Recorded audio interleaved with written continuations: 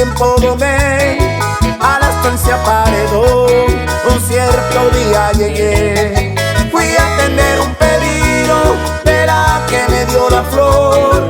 Para ser reconocido, yo fui en el mismo Tordillo, a media tarde llegué.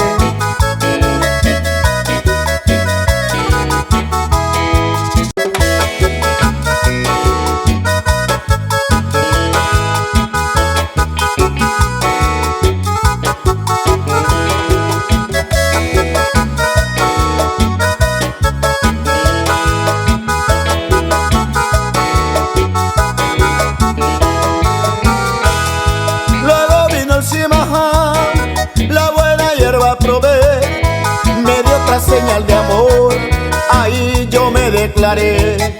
Pedí plazo de un año, con la china yo me casé. La galopa de mi Tordillo, a mi rancho la llevé.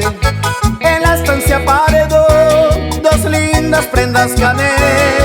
Dos cosas que yo soñé, un buen caballo Tordillo y una linda mujer.